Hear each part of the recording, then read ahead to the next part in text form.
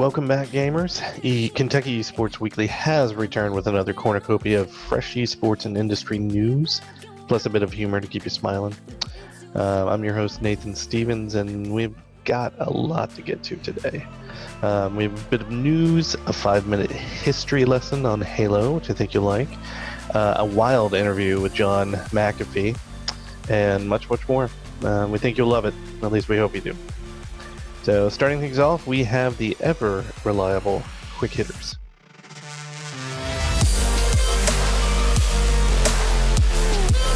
Starting us off is Fernando Alonso has done it again. Remember last week we had determined that world champion F1 driver Fernando Alonso had figured out this esports business? Well, apparently he very much has. Over the weekend, Alonso took home, at his home, the Legends Trophy from Monaco. If you need to keep count here, he has taken the Monaco Formula One Grand Prix now, as well as the Indianapolis 500 Legends Trophy. He's on his way to take the Triple Crown of racing should he win the 24 Hours of Le Mans, which would be a major esports racing story.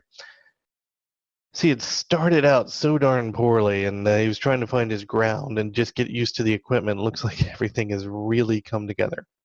So anyway, the guy is tearing it up on virtual tracks. One can only ponder how he will do behind the wheel of an actual F1 car after this experience, hopefully well.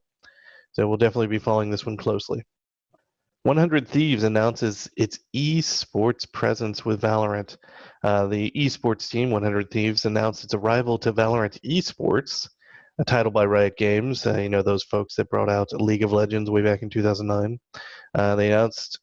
100 Thieves announced this past week that they are getting involved with Valorant. The gaming team from Los Angeles is known for its gaming battles in Fortnite and Counter-Strike Global Offensive, and has decided to expand its competitive gaming palette with Valorant. Matthew Nadeshot Hogg, founder and CEO of 100 Thieves, had this to say about their arrival into Valorant. Riot Games has built one of the most successful and popular esports titles of all time with League of Legends. So when I heard they were entering into the FPS genre, I knew we had to be a part of it. In addition to announcing their Valorant arrival, they also announced that they had signed Spencer Heiko Martin to the team. Heiko is one of the more popular streamers of Valorant and was also a frequent player of Counter-Strike. So a little bit good addition to this. Neat news for Valorant, the Valorant world out there, as well as the 100 Thieves fans. Looks like an interesting team, honestly. EPOS, a high-end audio solution, has announced their partnership with Riot Games. It's a nice little segue from Riot Games to Riot Games. EPOS is to support and be a part of the Oceanic Pro League, one of the leading esports leagues in the Sydney region of Australia. The partnership seems like a match made in heaven, as the EPOS engineering goes into quite a few esports gaming headsets. Daniel Ringland, head of Riot Games in Oceania, released a statement saying, "The continued growth of the OPL in Split 1 was fantastic to see. We're thrilled to bring EPOS on board as an official partner to support and enhance the OPL. As a business, we want to work with leaders in their field, and when it comes to audio, EPOS have incredible technology and products that will deliver an exceptional audio performance to the league." Hopefully the esports worldwide community continues to get some good sponsorships. Last week it was Pringles, now it's an audio maker, and I hope they keep the momentum going during these pandemic times. It's always neat to see someone thriving in such a time, and it's neat to see that esports seems to be capturing a lot of people's attention, which is wonderful. It's a positive note during these pandemic times. Big positive. So on that note, we are done with quick hitters, so let's shift over to industry news with Hailey and Tyler. Hi, I'm Tyler Ralston. And I'm Hailey Salyers. And this is the week's industry news. As a small side note before we begin, many previously scheduled events across the industry that would have delivered news for upcoming games and hardware information have been largely postponed indefinitely or until the next few weeks as a response to the ongoing protests over George Floyd's death and the decades of similar tragic losses. We will be covering any news that is released when these events resume. Now, to start off, Jim Ryan, as the head of PlayStation, has stated that the PlayStation 5 is going to feature titles that will not be playable on the previous generation PlayStation 4. Of course, this is an eventuality with each generational upgrade, but typically both the Xbox and PlayStation teams attempt to bridge the gap for a short period after their new hardware launches. This means upcoming titles often are brought to both the new and old generations until the companies feel comfortable enough to cease their support of outdated consoles. However, with this statement, it seems that unlike in previous years and Microsoft's current plans to continue doing with the Xbox One and Xbox Series X, the PlayStation 5 will instead feature an initial wave of games that are not going to be brought to the PS4.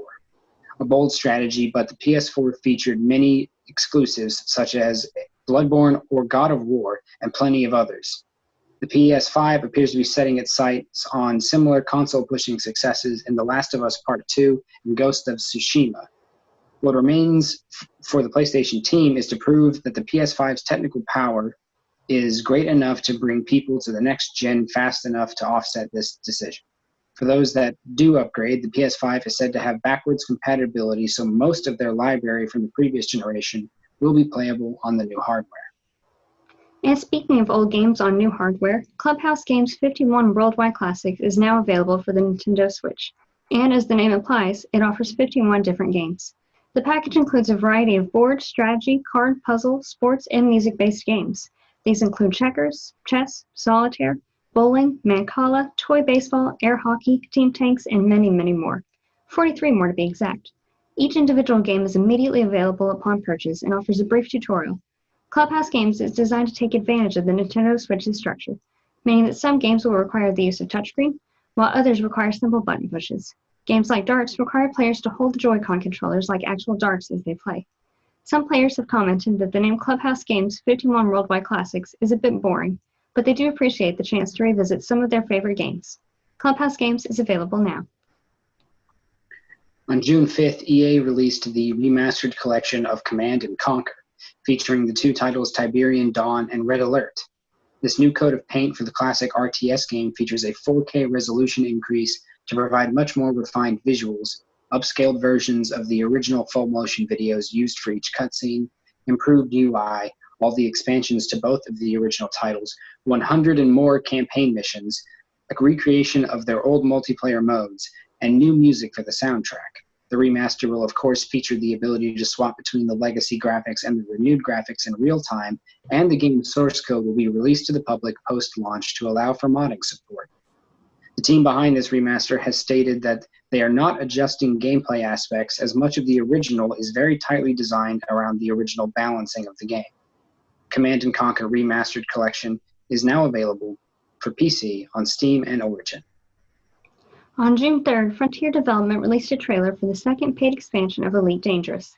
This expansion is called Elite Dangerous Odyssey, and the expansion will introduce first-person shooting mechanics and social hubs to the game. Odyssey follows the expansion pack Elite Dangerous Horizons, originally released in 2015. In Horizons, players could only land on planets without atmospheres. However, the trailer hints that Odyssey may allow players to land on atmospheric planets. Though players will now be able to walk with this expansion pack, it will not be VR compatible at launch. There's also no word yet on which platforms Odyssey will be made available. For now, the players can only add the expansion to their Steam wishlist. According to the trailer, Elite Dangerous Odyssey will be available early next year. In other news, Riot Games' competitive shooter Valorant fully released on June 2nd after its successful beta despite privacy and other concerns. Alongside the release of the title, it has also received a new game mode called Spike Rush. In this new, as the devs described, chaotic game mode, the main catch is that each player on the attacking team is provided a spike with the objective to plant a single one at a bomb site. Defenders have their usual objective of preventing this spike from being planted. However, the game mode is further mixed up by skipping the pre-round buying phases and providing each player with a random weapon, and the basic special abilities of each player are refilled for free at the start. The final big change is that on each map are special power-ups, such as speed boosts, that provide even more unique feelings for each round. This new mode is meant to serve as a more casual and speedy game mode in comparison to the slow and competitive nature of the traditional game. Also, some additional notes for Valorant. The devs are looking into a team deathmatch type mode but claim it would require some tweaking and testing as Valorant was not initially designed around such gameplay. The devs have also stated that they aren't against bringing Valorant to other platforms such as Xbox or PlayStation.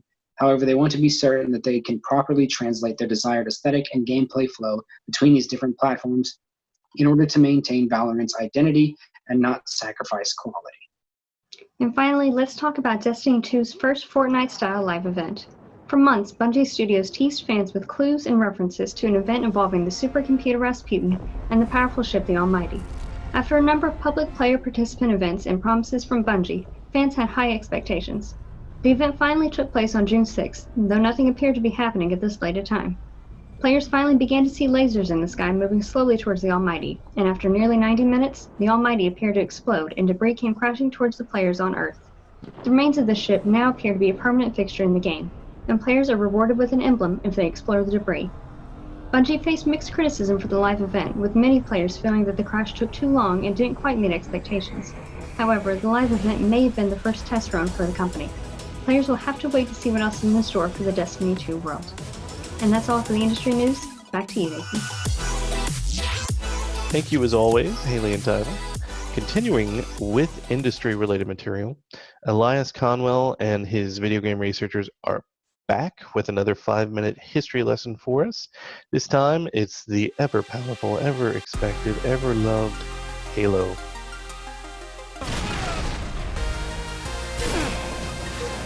Lost the lead.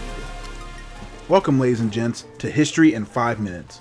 Our goal is to cram as much history as we can of games and game companies you know and love in under 5 minutes.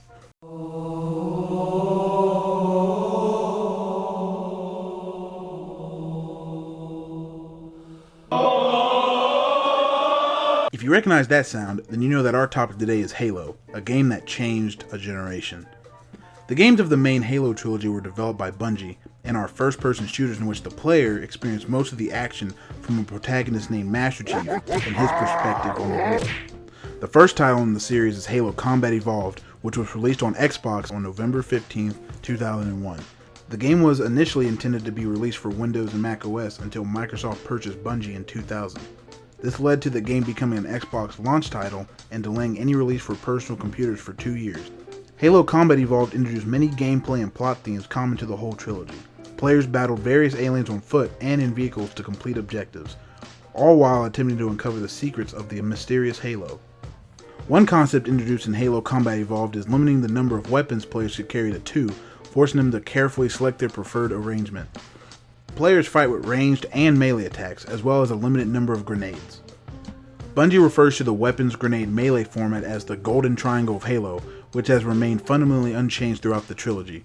In Halo Combat Evolved, the player's health is measured in both hit points and a continuously recharging energy shield. The sequels forego the hit point system, although it returns in spin-offs. Halo 2 was its sequel on the same system, and it introduced dual wielding, which means using a smaller gun in each hand. It also introduced playing from the alien perspective in the form of the Arbiter. Halo 2 also introduced a functional online multiplayer through the brand new Xbox Live service, where the first Halo had to rely on split screen or local area network. For 2 years, Halo 2 held the record for the most played Xbox Live game between 2004 and 2006. Halo 3 was released in 2007 and introduced equipment with special functions in addition to a map editing feature called the Forge. The Forge created a surge for multiplayer maps to circulate and players to create various game modes that sometimes even made it into the main multiplayer lineup. Halo 3 also made it possible to play as elites, the aliens, in multiplayer. Then, Assemble Studios helped Bungie create Halo Wars, a real-time strategy game similar to StarCraft. This game takes place 20 years before the first Halo games. Instead of controlling one character, you control the entire army. Then Bungie released Halo 3 ODST, which acted as a spin-off set between Halo 2 and 3. You control not one, but an entire squad of orbital drop shock troopers to solve the mystery of the war. The appeal to this game is that you're not playing as a Spartan, such as the Master Chief, who are acknowledged as super soldiers, but we're playing as regular people who have a lot of experience. Halo 3 ODST acted as an expansion on the Halo 3 multiplayer as it introduced new maps and play modes such as Firefight, where players survive waves of enemies. After the success of the original trilogy, Bungie decided to create a prequel to Combat Evolved called Halo Reach. This game answered the long-awaited question about what happened to the other Spartans similar to Master Chief. You play as a team of Spartans in which the main character is actually nameless, so you can customize your own character as you see fit. They expanded on the armor customization from Halo 3, and through multiplayer and firefight, you can unlock different armor pieces that will reflect in the story.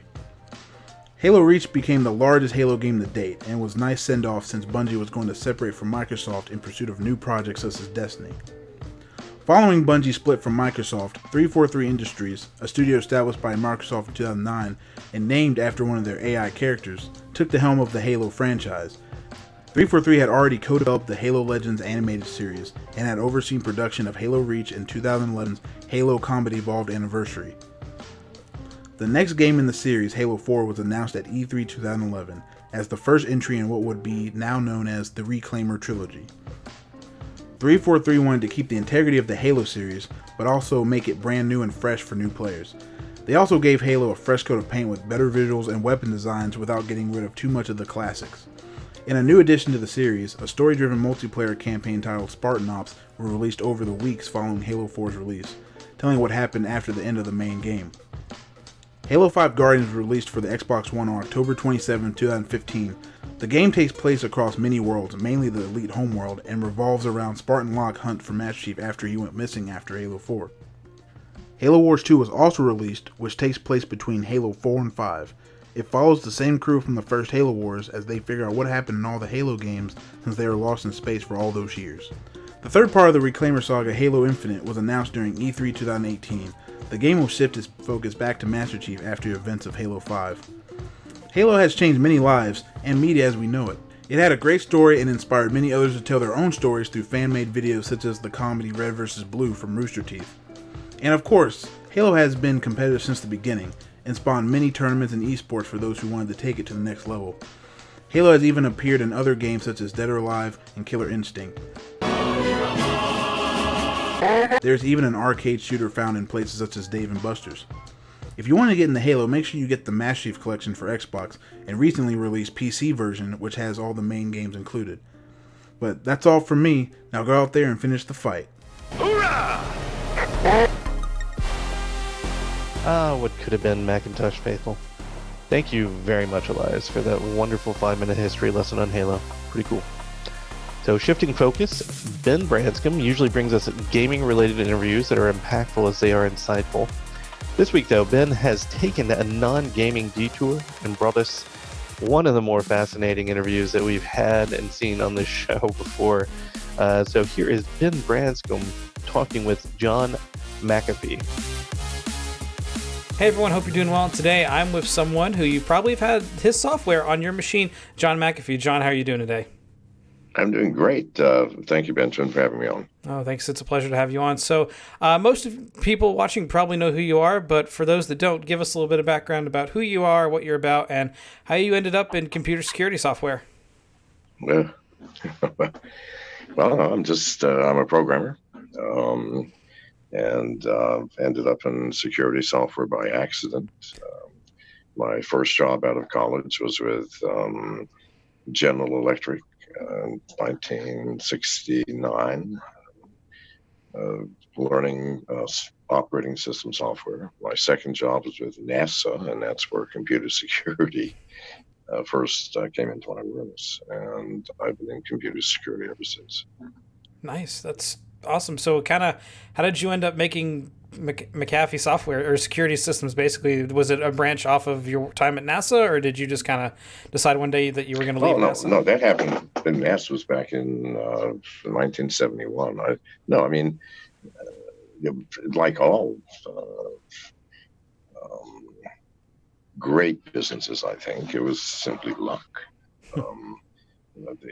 My brother-in-law in 1987 was reading an article in the San Jose Mercury News. I lived in Silicon Valley then. I was working with Lockheed, and talked about a thing called a computer virus, the world's first. It was called the Pakistani Brain, developed by two brothers in Pakistan. And in it, they said they had the label brain virus. And I was fascinated. I managed, I was well connected in the software world.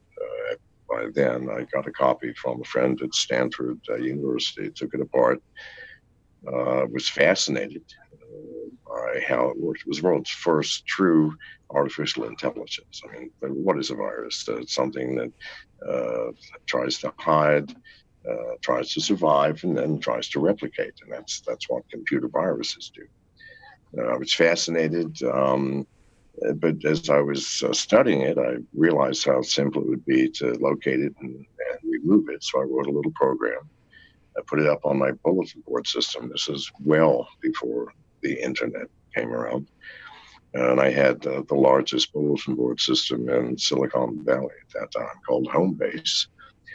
I don't know, 4 months later, I had $30 million in the bank. I don't know how that happened. Just, trust me, I didn't plan it.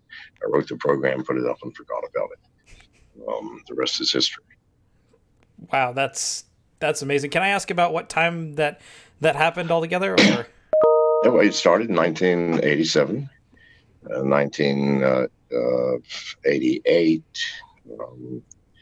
I mean, I had literally hundreds of thousands of customers around the world, businesses, governments, and in 1990 we went public, and in 2000. I think 2011, it was sold to Intel for $8 billion, and that was the time frame. Wow, that's amazing. I know I've only ever known your software basically since I started using a computer, which probably would have been 2003, 2004. So I didn't know your history went more deeper than that. I didn't know you worked for NASA, so that's pretty cool, I will say. I worked for a whole bunch of companies. NASA was one, and Lockheed. I've been fairly entrepreneurial my whole life.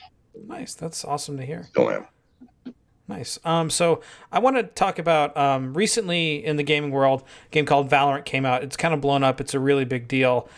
But the way the game works, it has to have kernel access to your computer. Basically, it has to have basic access to like every software that you use. It's basically for anti-cheating. So I kind of wanted to ask what the implications are of allowing it to have kernel access to your machine and your softwares and basically everything on your computer. Well, I mean, if any program has kernel access, then that programmer has access to everything in your computer, can do whatever he wants if he so chooses. And then this is the problem with complex software systems. Many of them are just so large that no single person can understand them. It just can't be done. And if you have a programming team of a dozen, 2 dozen, 3 dozen top-notch programmers, it only takes one to insert a subtle, almost invisible doorway, we used to call them backdoors, into the software. And if it has kernel access, then game over. You have no privacy if they have kernel access, because they can. It doesn't matter whether you have encryption or anything else; it won't make any difference. With kernel access, they can watch what you type in before it's encrypted, and if you're on the receiving end, they can read the screen after it has been decrypted. And so, no, I think that's a very dangerous precedent. And that's just my personal opinion. Mm-hmm. Can I ask then? I feel like a lot of the implications, you mentioned some of them, but a lot of like the implications of allowing kernel access for different softwares is not really talked about as much. Can you just talk about some of the other like incidences or like implications that come from allowing that? I can't think of anything more important than losing all of your privacy and security. I mean, that's certainly the most important implication. Well, I mean, the other implications is with kernel access, you can control everything. Downloads, camera, the microphone. Doesn't matter whether you set turn off your camera, turn off your microphone, turn off your location. Kernel access is when we just turn it back on. We just won't show it to you. It'll look like it's off on the screen, but no, it's not. So you could be watched, you could be monitored, listened to, all of your emails read, all of your instant messages. If they were of a mind to do damage, well, they could easily encrypt all of your files and ask for Bitcoin to unencrypt them. Anything they want, anything. Just imagine it's like they're part of the operating system, and again, it's just a very dangerous thing to do. I would certainly not allow it to happen on any computer that I owned. Yeah, my friend has actually played the game Valorant, and he's talked about like the kernel access that they've asked for, and he's been very hesitant about it. And I've not been as big into the game, but I understand like the levels of it, and how important it actually is. So, but here's my question. I mean, I'm a programmer. I always want to know why. Why do they need kernel access? This is my question. I mean, what's wrong with the operating system that's there? Can they not build their facilities on top of an existing system rather than breaking into it and becoming part of it? I mean, I'm sorry, it just doesn't sound right to me. It really does not. No, I understand. The reason why Valorant is doing it is because it's to crack down on cheating. A lot of people use cheating software, and they've requested kernel access to have to find anti-cheating software, basically. So. Well, I'd rather live with cheating. I'd rather live with someone cheating me than someone monitoring and controlling everything in my computer system. The one is, okay, so they cheated and I got cheated. The other is they now own you. Big difference. No, I understand that. I also wanted to ask, you've spoken out a lot about mobile tracking and privacy on mobile devices, and kind of going towards mobile gaming. Just kind of talk about like how important like it is to protect your data on a mobile device, because they're like we've seen with mobile games, they kind of have a lot of access to what you share through your iPhone or your Android or whatever type of phone you use. Of course. Well, listen, if you're on a mobile device, you might as well just give up on privacy. I mean, first and foremost, all of the purpose of the mobile devices, they don't make much money selling hardware. No, what these mobile devices are spy devices, not to do damage, but to find out where you are, who you're with, who your contacts are. When's the last time you bought some brown loafers because there's a store just around the corner that's selling them? I mean, pretty innocuous stuff. Why is it innocuous? Because you're not forced to go around the corner and buy them shoes. So that's it. But the problem is all those facilities are there for applications to hook into. And therefore, the people with ill intent, and I'm thinking mostly of government, CIA, FBI, the SEC, IRS, you name it, local police, also have access to those facilities and a lot more power to do things than the developers of these devices themselves. So we don't own telephones. We can't because my wife and I are. If anybody's been keeping up with us, we're on the run from the U.S. government for a variety of reasons. I've been speaking out against the IRS for years. I've refused to pay taxes for 10 years. I just send the IRS a letter every year saying I'm not filing. Not against the law, not to file. I mean, the IRS can come and take your car, your house, your money, and then it's up to you to take them to court to get it back. But not against the law. Nevertheless, they charged my wife and I and 4 of my staff with tax fraud. You can't commit fraud if you haven't made a statement. Fraud is you're lying about something, but I haven't said anything to lie about. So, in any case, that's not here. So, we just decided to leave. We took our yacht and our staff and went to the Bahamas, and then to Cuba, then to the Dominican Republic. The IRS came after us. Well, not the IRS, but the CIA came after us in the Bahamas and Cuba, even though they have no formal relationship. The Cuban government picked Janice and I up, took us to an army base, and told us, Mr. McAfee, the U.S. government has informally requested that we send you back to America. We are disinclined to do so. However, you're now a huge problem and embarrassment to us. You have 72 hours to leave the country. So we did. We sailed 4 days to the Dominican Republic, and we were arrested before we could get off the boat. The Army came and collected us, and they said, you have to go back to America. Please, see the thread here. America is a powerful monster. The government really is. It controls all the smaller countries in the region. Everybody's afraid of the U.S. Anyway, we were in jail for 4 days in the Dominican Republic, and my lawyers managed to get a concession that we leave the Dominican Republic and go wherever we wanted. So we chose England. And we've been underground ever since. So we can't have telephones. If we had a telephone, they would find us within 5 minutes. This is something else, people. If you do not know, if you're carrying a cell phone, then every government in the world can find you on a whim.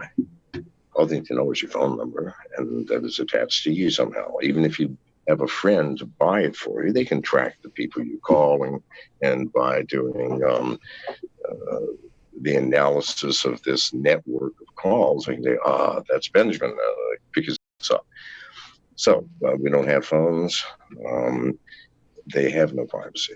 I regret to have to say that, people. But if you are carrying a phone, you damn well had better walk the straight and narrow and say nothing or do anything within the reach of the phone, meaning its microphone and camera, because you could be at any time collected.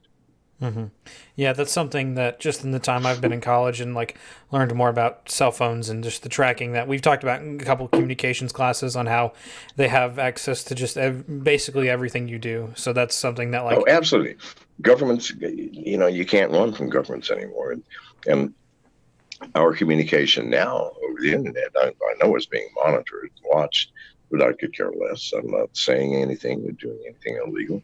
My only concern is they can't find out where I am, and that's not possible. I mean, I'm John McAfee. I invented computer security, and if you don't think that I, more than anybody, know how to hide myself, well, trust me, you're wrong. I do know. I understand that. So that kind of leads into my last question, though I think I know the answer already from what you said. Are you currently working on any projects or anything new recently, or? Well, yeah, absolutely. I started a distributed crypto exchange. It's in beta test. It's been in beta for 5 months, called the McAfee Dex, McAfeeDex.com. 2 weeks ago, I announced the Ghost coin. It's the first true privacy coin that will run on a distributed exchange, and that's very important. I mean, even if you're using Monero, one of the most powerful privacy coins, you have to trade it on a centralized exchange. Well, governments can come down and do a court order. We want to know who this person is. Well, you have to turn it over. With the distributed exchange, it's not possible.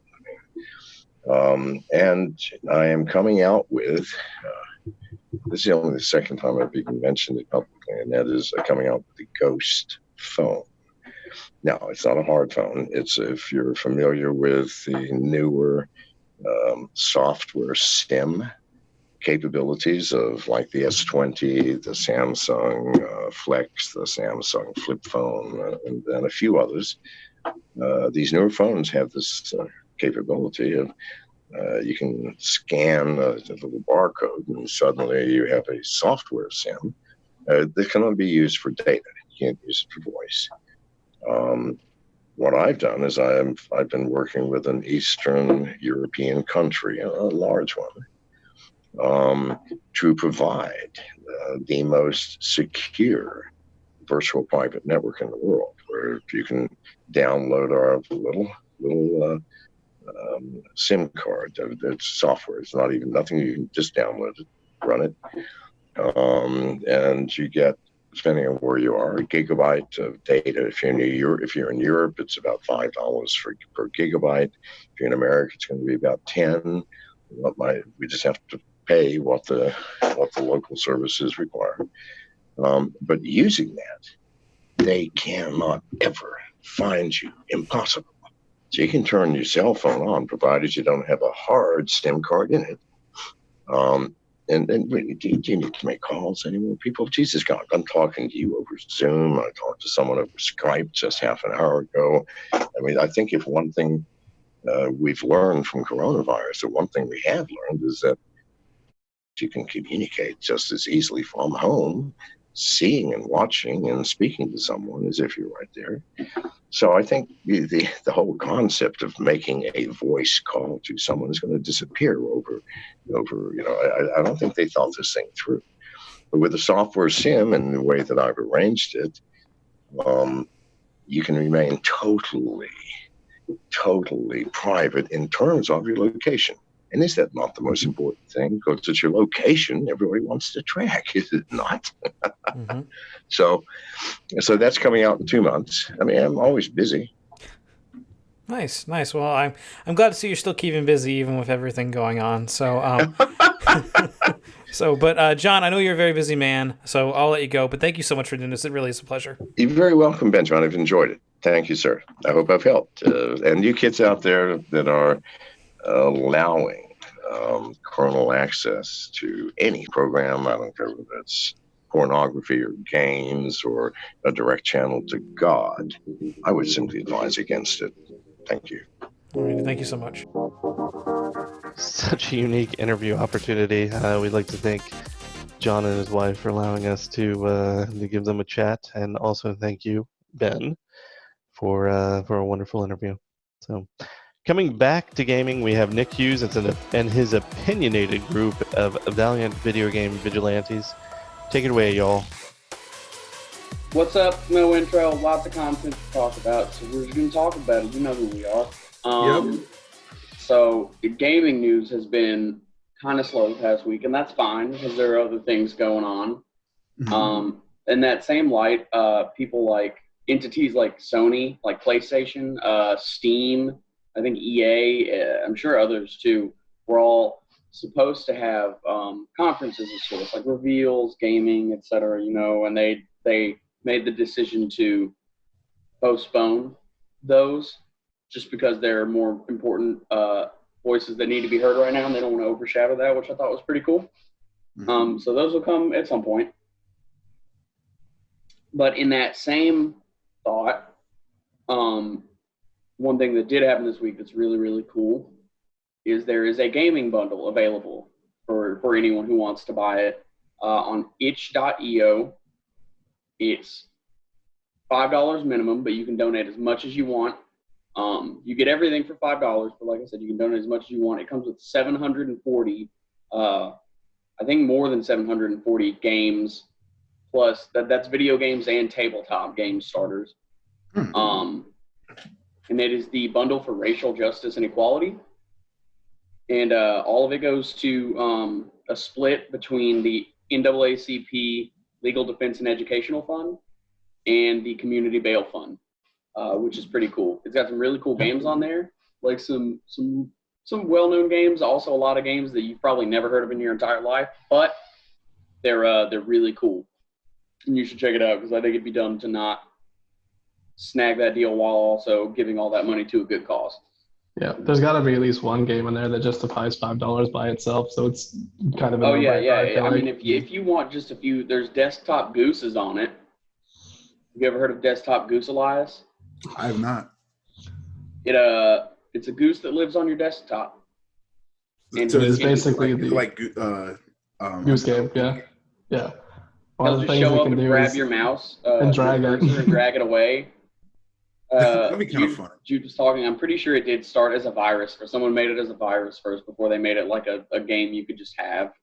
which is funny. Game, but It's a great so idea for a cool. virus. Yeah. Yeah, Oxenfree is on there amongst a lot of other really random stuff, like a visual novel about ordering a pizza. Yeah, which is way up my alley. Mm-hmm. Love that. It's good Not stuff. because I like pizza, because I am pizza. Anyway. Uzi retired from League. Huh? No. No reaction from me. One of the most popular ADCs just of all time. Well, I'm glad League is dying finally. I have to reinforce my League. I don't know how many times I said it. You heard it here, folks. League is going to die, and it's going to be swift. It's not going to be a slow decline. League is going to fall off all at once. You heard it here, Riot The employees. golden age is ending. Everyone's getting too old now. You're lucky. You're lucky you have He's gonna, Valorant now because Yeah, Like, it's going to ship to Valorant. I think they knew too. They're like, all right, League is dying. We better make Valorant. right. It's been globally released, Elias, for free. Have you played it, Valorant?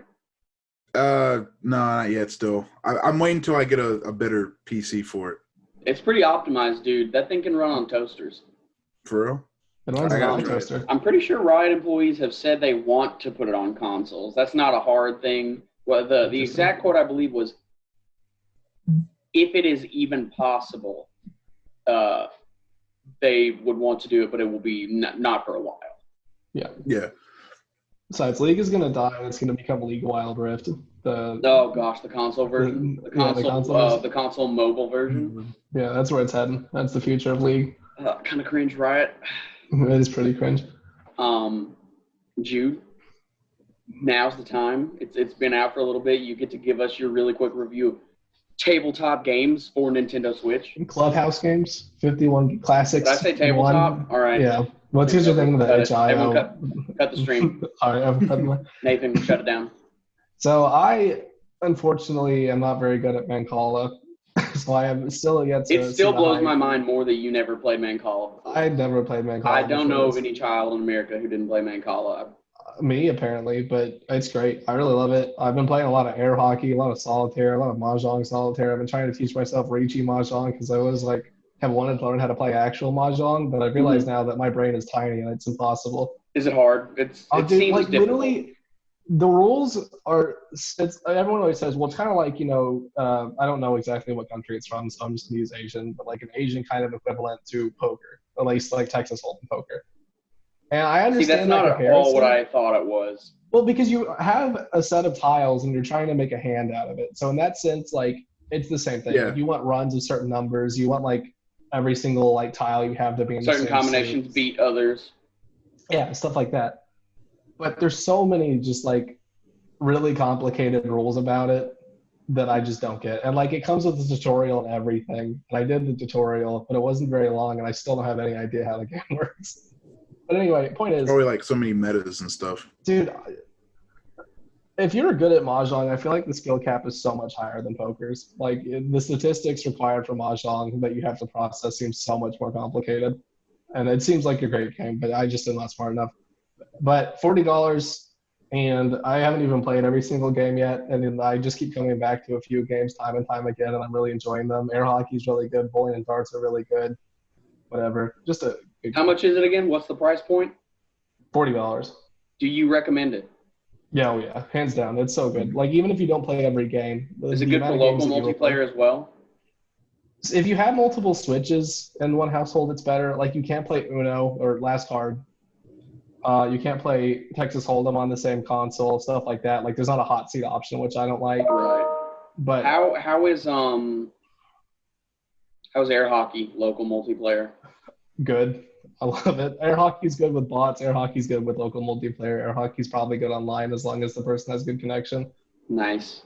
Yeah, so I love it. It's a great game. I played Last Card. No, I played President online. Hate President, but it's a good online game too. I'm very pleasantly surprised with it. Nice. I didn't good. accidentally overhype it and decide I didn't like it, so I'm just glad about that. I always do that with games. I did that with Animal Crossing. Was so excited. Yeah. Animal Crossing was great while there was still content Stuff to do. But once you hit the end, like once you hit that wall of where you're just terraforming for the sake of terraforming, it's just not for me. It gets tedious. That being said, I haven't touched it in a while, but I hear there's a lot of new content in it.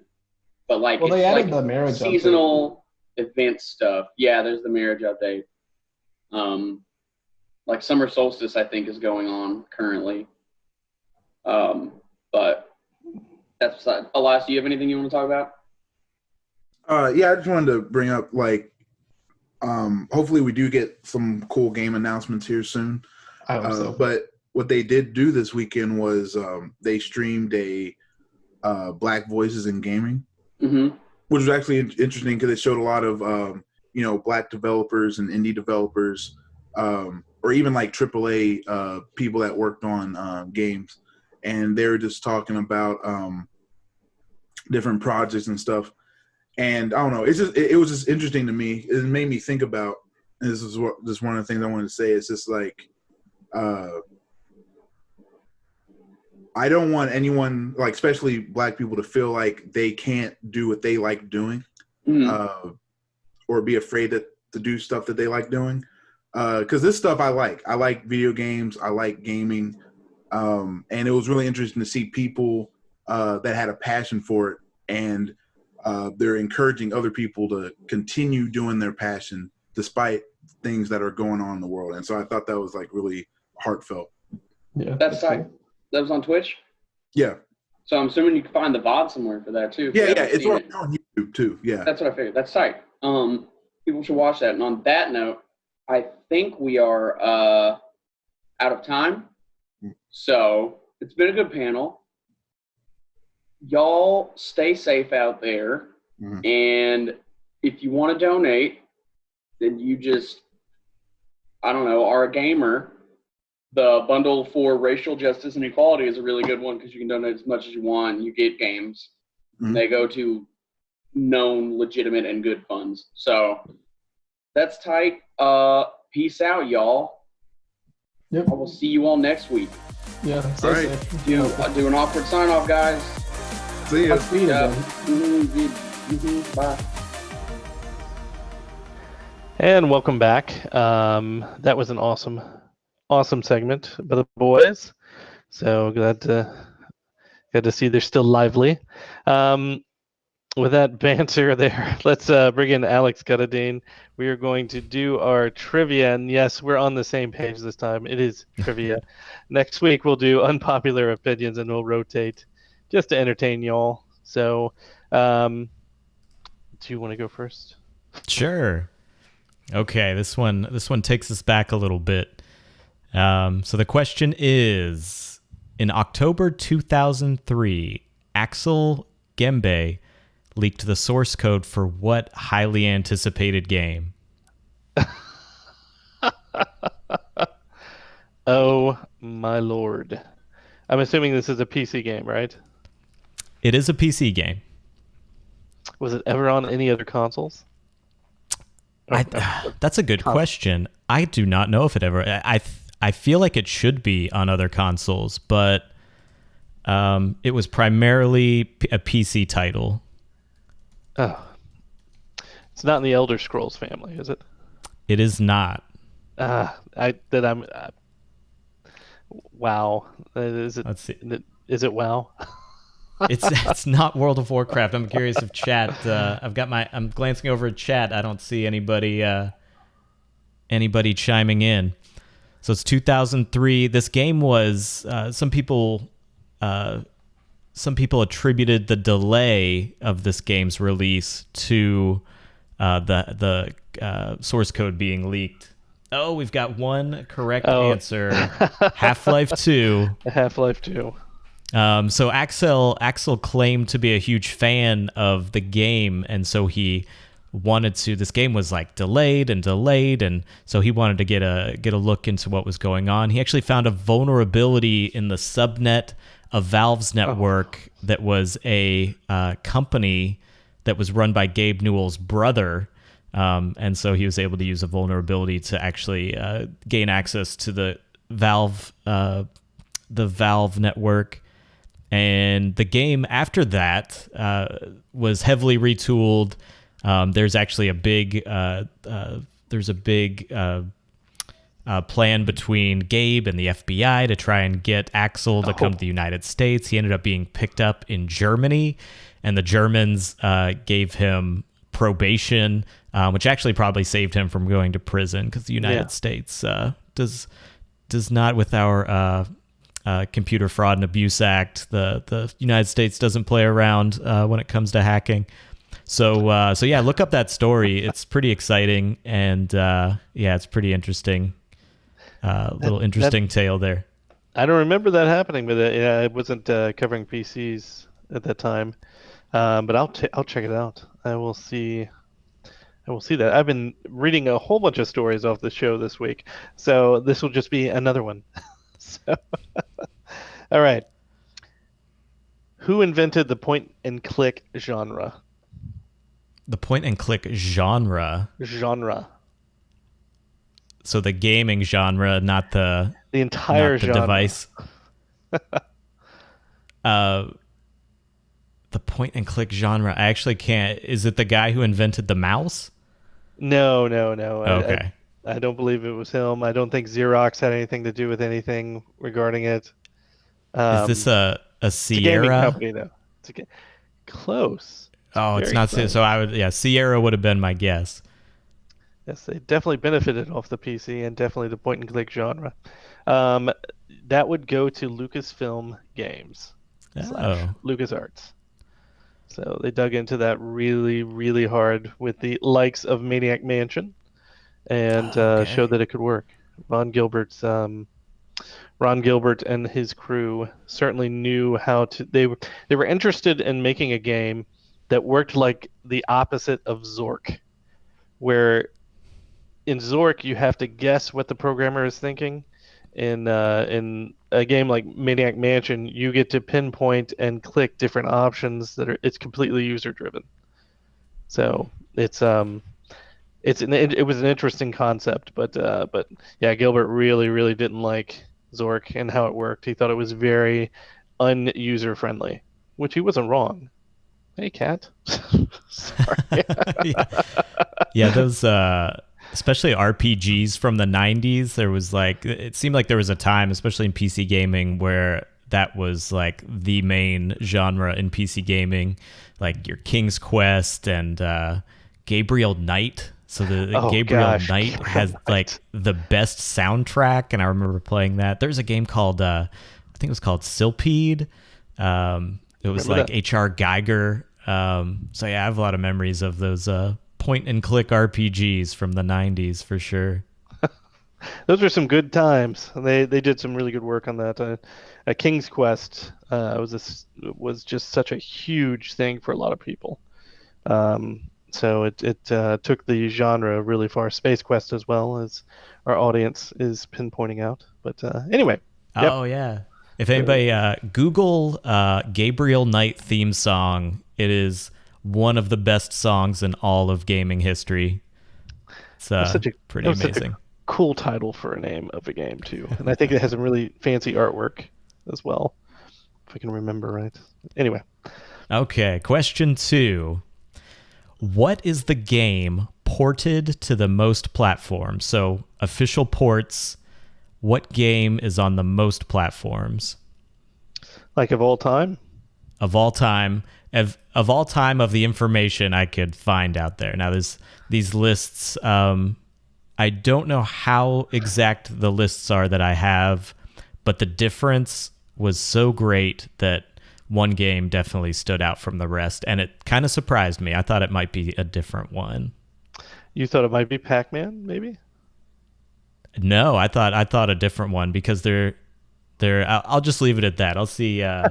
Is Pac-Man what you thought? Oh, I thought it was Pac-Man, but there are a few answers in our chat. I think Skyrim being one of them, which I could see. But Tetris might be it.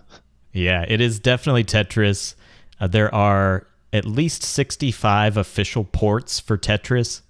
Number 2, though, which was, I found this on multiple lists, and I was absolutely amazed that Dragon Slayer has 29 official ports. After that, there's a bunch for Lemmings and Pong. I thought it would be Doom, because their Doom source code was released, and there probably aren't as many official Doom ports, but a hardware device's basically a hardware device was kind of its power was realized if it could run Doom, and so everything eventually got Doom compiled on it. So I still feel like unofficially Doom might be the number one, but yeah, Tetris number 1. Well, if you think about maybe the early 90s and how many versions of Tetris you might have played on a PC, and it showed up everywhere. And I know they couldn't when Alexei Pajitnov was creating it. He couldn't really sell it because of the government at the time, so he gave it away for free until somebody came and bought it, which was Nintendo. It's not surprising that it ended up in a lot of places. Not surprising at all. So that makes sense. I could see that. So Game Boy Tetris is probably my favorite one of all time. Hey, that made the Game Boy a huge hit. So that is, yeah, I don't blame you. I think I wore down more batteries on that big monster of a Game Boy because of that game. All right. Here's an easy one.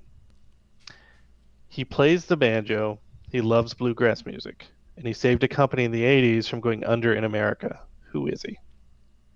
Is this Steve Martin? You would think, right? I don't have a guess besides Steve Martin. Plays the banjo. He saved a gaming company in the 80s? Yep. Now, I don't know any other banjo players. He would be like a millionaire at that point, so that would make sense that he could save a company. And Steve Martin is a technology guy too. Yeah, he is, isn't he? Oh, his banjo playing is really good. But Shigeru Miyamoto, the creator of I did not know he played the banjo. That's a good tidbit. And he saved Nintendo from going back to Japan because of replacing the radar scope boards with Donkey Kong boards. Wow. Yeah. I'll have to look up that story. I don't think I've heard that one before. You should look up his story. His story is funny because like his father forced him to go work for Nintendo because he didn't want to, because he wanted to sit around and draw all day. It turned out okay for him, I think. Yeah, I think he made a good career choice, and bravo for his father. So, all right. On the topic of Nintendo, question 3 is, what was the screen resolution or the rendered resolution of the N64?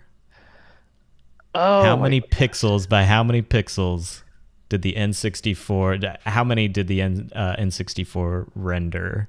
It had to be. Well, I know 480's in there. It's got to be somewhere.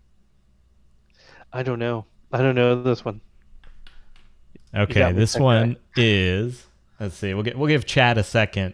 This was it's a little obscure, but the answer is kind of telling to I guess what we see today.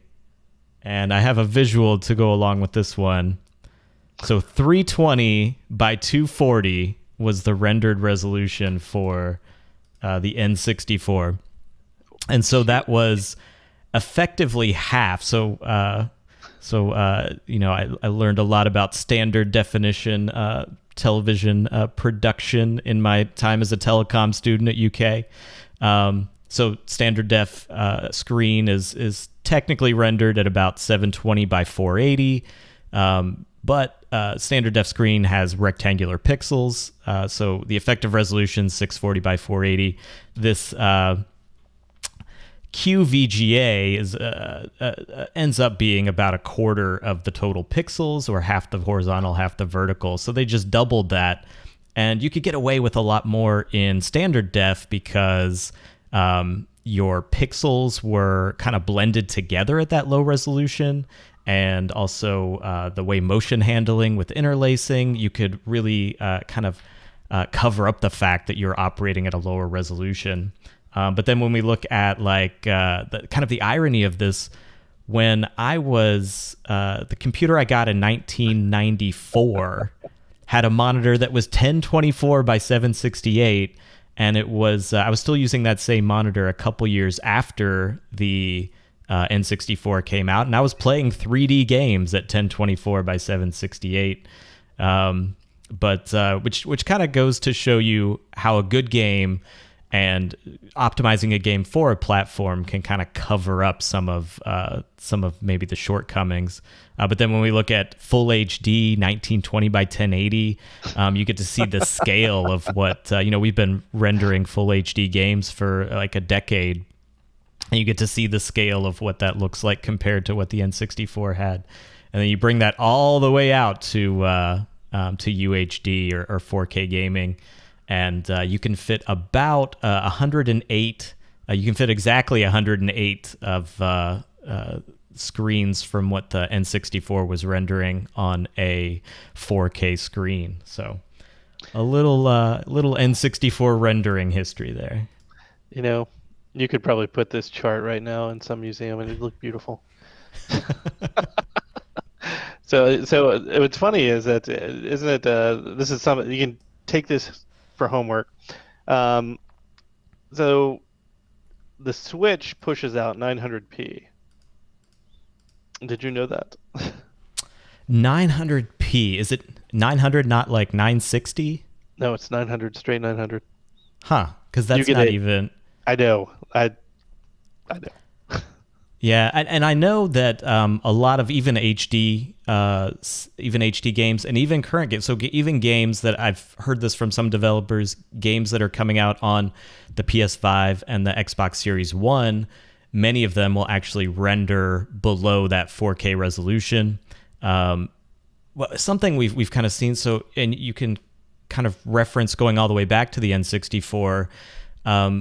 Our eyes are, we do a lot of things to interpret motion and to interpret, our brains are really good at connecting lines and seeing shapes and images. And you combine that with both clarity and motion and to really build an image of something moving in our head. And so some of the more modern techniques that are being used utilize kind of tricks similar to what we did back in standard definition TV and interlacing, where it was really kind of trying to figure out how to use the technology to kind of trick your mind to feel like it was seeing something. And we're seeing more and more of that, where we reach a certain point where instead of just pushing raw pixels to get something, our eyes can only resolve so much fidelity in an image, and at some point they start using whether it's depth of field tricks, field of view tricks, or your focal point. So your periphery, you're not going to be focusing as much on the periphery, and so why render that content? And so this is being used. Some of this technology came about originally in VR glasses because they can very much figure out where your eyes would be looking in VR glasses. So things it's like some of those tricks that allowed us to kind of fake things at a lower resolution, they're now bringing back as we kind of hit this apex of what visual fidelity we can see in an image. So you're saying we should all be disappointed in 8K right before it gets here? It depends on the size of your screen. It's a lot of this stuff is marketing. A lot of people, you could sit down if you have people sitting 10 feet away from a screen. Depending on that screen size, it's going to be really hard to see that difference. So a lot of it is marketing because TV manufacturers have to sell a new TV every couple years. Well, isn't that the truth? That is the truth, because they're not as breakable and overheaty as they used to be. You also can't get them repaired, so they are now commodity products. I remember we had multiple TVs when I was a kid that we'd bring them down to the TV repair shop, and that's just unheard of today. No. If your TV breaks now, you throw it in the landfill. Yeah, I think the cost of like replacing capacitors and such is no longer equal out to keeping the old TV and repairing it. Just go. And a cost of you can get a capacitor for 25 cents. The cost is someone with the skill to test and replace it. So yeah, it's a different time, and so buy brands that build something that's gonna last. So yes, there are quite a few out there. So, and then quite a few stinkers. That was really good. Gosh, I'm gonna go away tonight with my head hurting, knowing so much information. What was the sequel to Track and Field?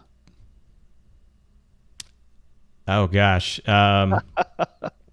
Because Track and Field 2, I'll just spoil it for you now, wasn't it?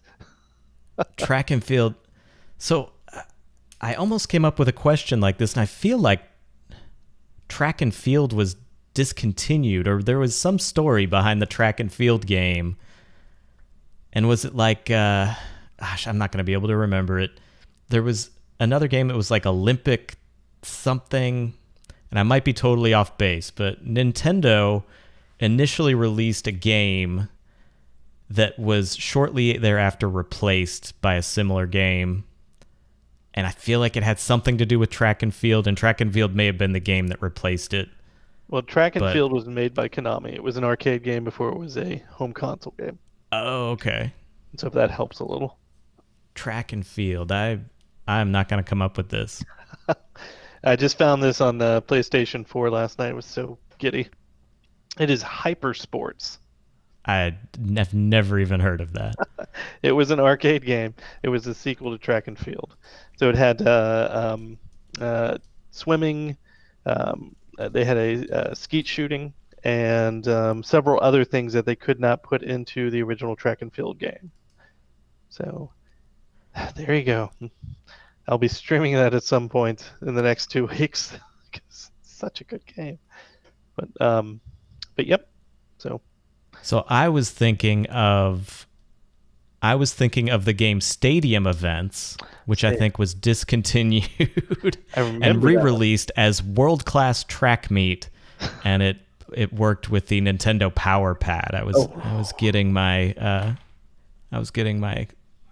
Track and Field games mixed up.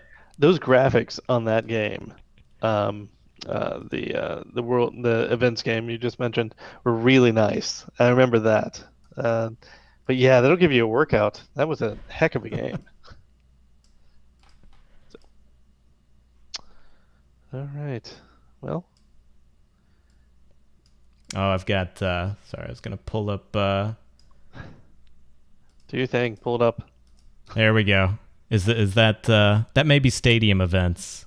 That's Stadium Events. Oh, that's definitely Stadium Events. Yeah.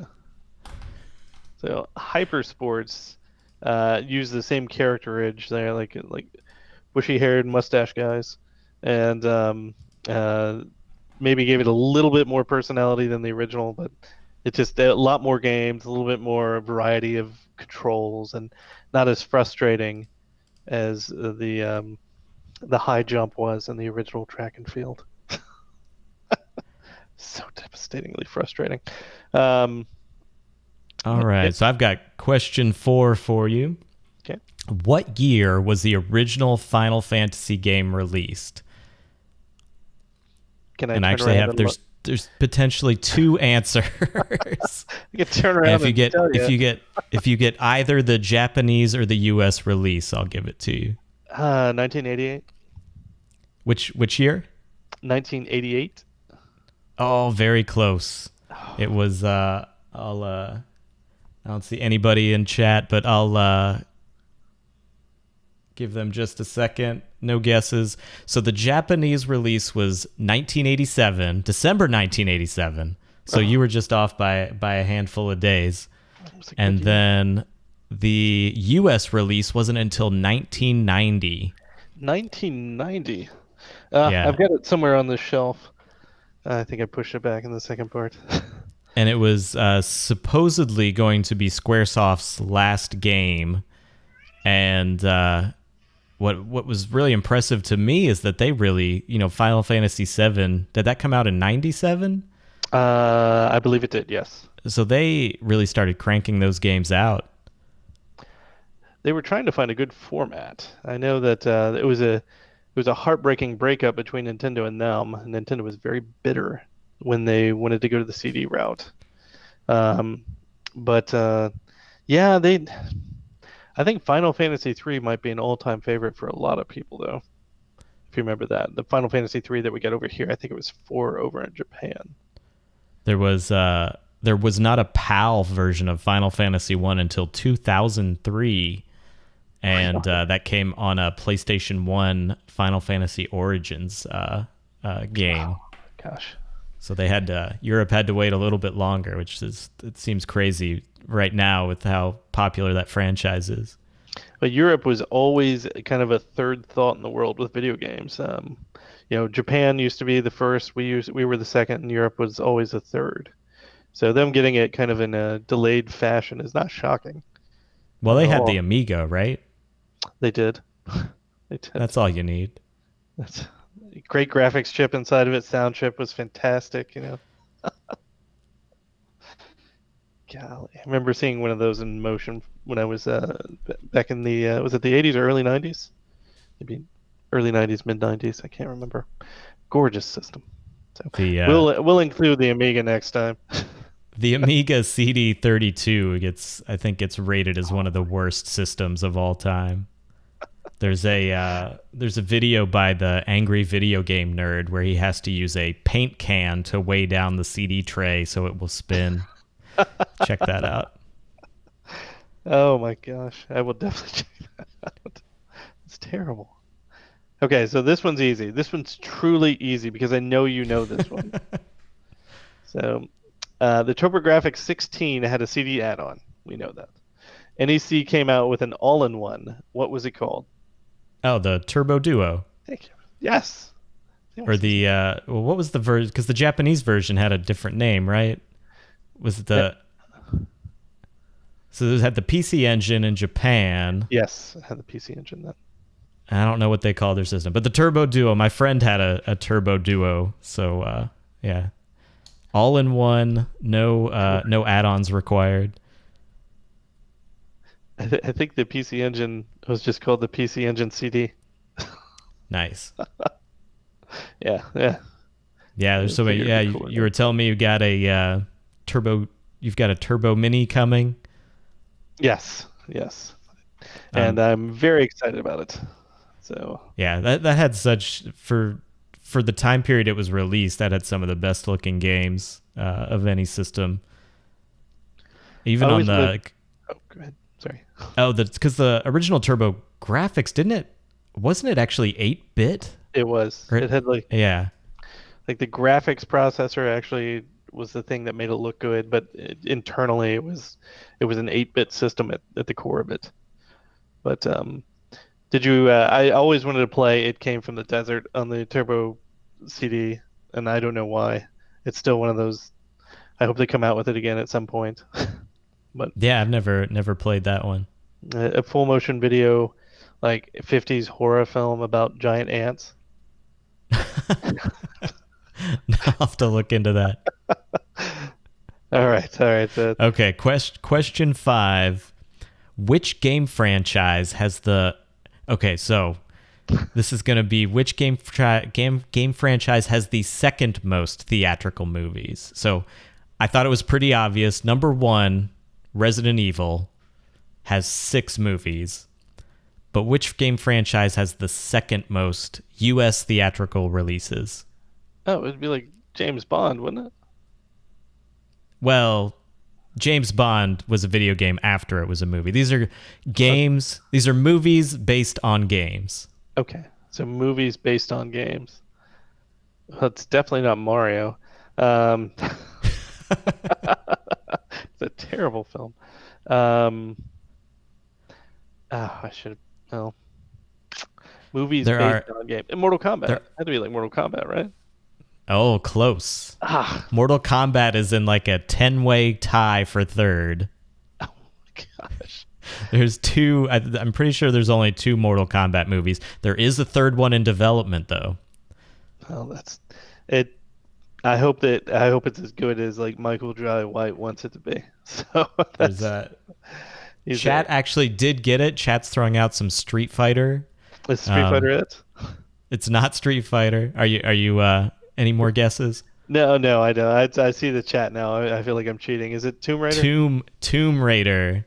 So Really? Tomb Raider had the 2 Angelina Jolie movies and then the 1 modern one. So Tomb Raider has 3, but there's a bunch with 2: Mortal Kombat, Street Fighter, Silent Hill, and Hitman. So I was looking some of these up. Street Fighter has The Legend of Chun-Li, which is just, I watched some clips from it. It looks absolutely terrible. The Mortal Kombat movies were, as a 13-year-old kid, maybe they were passable. They did not age very well. There is a third Mortal Kombat movie upcoming, though, so I'm kind of looking forward to that. But yeah, it's, oh my gosh, the one, okay, go out there, look up Dead or Alive movie. There was an actual theatrical release for this. The preview is a little risque, so just forewarning. So not safe for work. It's safe enough for work, but Dead or Alive looks terrible, but at the same time, I'm kind of interested. So Dead or Alive is definitely risque. From the creators who made Dead or Alive beach volleyball, that's yes, and they managed to integrate beach volleyball into the movie. It's so out there. It's like, I think they intended it to be a little campy, where Street Fighter: The Legend of Chun-Li, I think they really wanted to be serious. And what's your favorite movie based on a video game? Oh man, you know what? This is gonna sound lame, but I really enjoyed Sonic the Hedgehog. Hey, no, Sonic the Hedgehog I think has, so it's either that one or the Pikachu movie. Those are two of the highest rated movies, two of the highest rated video game movies ever made. So it's a good choice. I'll say, like, the Pikachu one, I think that it was just like a whole bunch of fandom. That's all it really was, just throwing that out there. But like the Sonic movie actually was a decent film with good actors in it. And I get that. But yeah, we were watching that the other day here, maybe last weekend, and I mean it's a really solid film. So had they not redesigned Sonic, would it have been as good had they left the original human teeth Sonic? No, that's just creepy. It's it's like looking at the Louisville Cardinal logo. You can't do that. You can't add teeth where teeth shouldn't be. But that was a good question. That I had no idea. But I know they're thinking about making another Tomb Raider. It is. Yep. There is one. There's a fourth one in development. The second one in the kind of the current franchise. And that's probably like my favorite video game movie was that last Tomb Raider movie. Because it was just a good, even if you weren't a video game fan, I think by itself it's a really good movie. It's gritty, the production's really good, the characters are believable.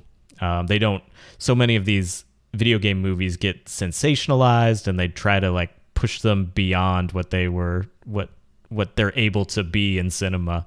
But I think that Tomb Raider movie does a really good job. That's good. Upon that recommendation, I'll go watch it probably this weekend. I was interested in it, but I had no faith in it. So, but I'll give it a shot. Thank you. All right, so this is the last question, and this is tough. So I apologize in advance. That's okay. Who won the generation that featured the Xbox 360, the Nintendo Wii, and the PlayStation 3? And in what method did they win it with? My guess would be the Wii. It's a really good guess. And the method would be with exercise games. Oh, the exercise games, I would say yes to, but those were just so laughable. But their bowling game and that first initial sports disc that came with it intrigued all the demographics across the board, age ranges, came in and bought that system just to play that stupid sports game. Mainly bowling, I'd say. Bowling's a sport. That's it totally exercise. Is.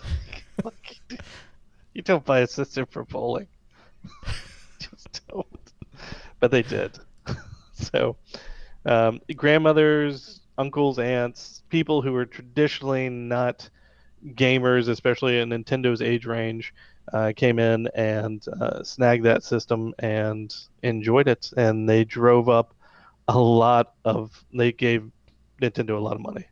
And they couldn't replicate it again with the Wii U, but they sure as heck captured a lot of people they didn't expect with the Wii.